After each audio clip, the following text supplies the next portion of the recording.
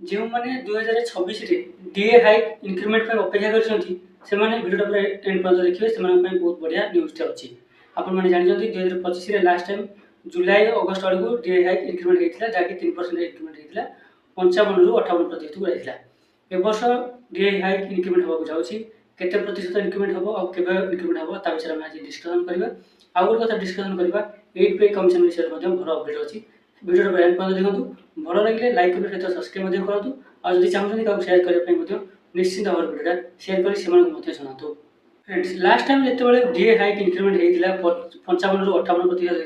से आपको अपडेट देती जो अपडेट आपण मैंने बहुत पसंद करते बहुत मात्रा भल पाई से वीडियो को आपण गोटे भल अपडेट अच्छी जो अपडेट आपण बहुत खुशी देव सरकारी कर्मचारी और पेंशनभोगी भल खबर महंगा भत्ता बा डीए महंगा सहायता डीआर जानुरी 2026 वृद्धि होगा जाऊँगी पछथर आमको जहाँ सूचना मिलता सरकार डीए को 4% वृद्धि कर किंतु सरकार 3% वृद्धि कर 55% ରୁ 58% कर छाड़ी फॉर योर इनफॉरमेशन जानी रखु जो डीए प्रति वर्ष 2 थर इंक्रीमेंट होता है प्रथमतः जनवरी मसरे एवं द्वितीय जुलाई अगस्ट मसरे वृद्धि कर वर्तमान डीए 58% प्रचलित अच्छी मिलता सूचना मुताबक यही वर्ष सरकार 2% डीए इंक्रीमेंट करने चाहते जदि सरकार यह जो 2% इंक्रीमेंट करती तेज डीए टोटाल 58+2 60% हो आपण मन में प्रश्न उठुव जे गत थर 4% 3% इंक्रीमेंट है एथर केवल 2% डीए कहीं इंक्रीमेंट हो डीए मात्र 2% इंक्रीमेंट हुए तेबे यार मुख्य कारण हूँ एआईसीपीआई आईडी जहाँकि आपण जानते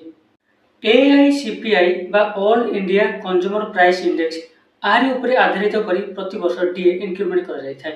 2025 डिसेंबर रे एआईसीपीआई रो सूचक 148.20 थिला एवं पूरा वर्षर एवरेज बा हाराहारी 145.54% थिला प्रचलित सूत्र एवं मूल वर्षर फैक्टर को व्यवहार कले जे जना पड़ुची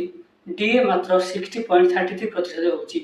सरकार यह राउंड अफ भाव में 60% वृद्धि भाव में गणना करेंगे से आपंकर बर्तमान प्रचलित जहाँ भी अच्छी डीए 58% अच्छी यहाँ इंक्रीमेंट कर 60% सीमित रखा पड़े सरकार पूर्व जून 2025 पूर्व जो डीए इंक्रीमेंट होता से तथ्य को व्यवहार कर पुणी जुलाई अगस्ट डीए इंक्रीमेंट करते जहाँकि 55% ରୁ 3% वृद्धि कर 58% रखी एथर जदि सरकार 2% डीए इंक्रीमेंट करती जदि आपंकर सैलरी 30,000 टଙ୍କା होता है तेबे आपंकर 600 टଙ୍କା इंक्रीमेंट हम और जदि आपंकर सैलरी 50,000 टଙ୍କା थाए तेबे आपंकर 1,000 टଙ୍କା इंक्रीमेंट हम आउ जो मनकर 1 लाख टଙ୍କା पर्यंत सैलरी थाए से 2,000 टଙ୍କା पर्यंत सैलरी इंक्रीमेंट हम ये थिला डीए इंक्रीमेंट ऊपर संपूर्ण विवरणी एबे 8 पे कमीशन ऊपर कोन अपडेट अछि चलो जानिबा 8 पे कमीशन ऊपर मु आपन को आगे वीडियो अपडेट करथि आपन माने जो से वीडियो देखथिले जानिथिबे जे 8 पे कमीशन लागू होगा ପାଇଁ आउरी 18 मास पर्यंत समय लागि पारे जहाँकि 2027 मिड मंथ पर्यंत लगे किंतु वर्तमान तापे गोटे भल अपडेट अच्छी सरकार ये जो कार्यक्रम सब कर 8 पे कमीशन उपर केते सब जहाँ कार्यक्रम अच्छी सरकार तार आरंभ कर दी एवं सरकार एवं गोटे नुआ वेबसाइट लॉन्च करछंती जार नाम होची 8cpcgov.in ये वेबसाइट को आपन जाकि सेठारे विभिन्न प्रकार अपडेट जानि पारिबे वेबसाइट आपन आउ थरे कहि दउची 8cpc.gov.in ये वेबसाइट को आपन विजिट करके आपन 8 पे कमीशन ऊपर लेटेस्ट अपडेट पाई पारिबे फ्रेंड्स ये थिला संपूर्ण अपडेट आज पाई आगो को 8 पे कमीशन ईपीएस 95 एवं ईपीओ पर होगा जाउची बहुत बड़ा परिवर्तन यही सब अपडेट निज पॉकेट रे पाई आम चैनल को गोटे गोटे सब्सक्राइब करंतु पुन देखा गोटे सुंदर अपडेट रे रहिली।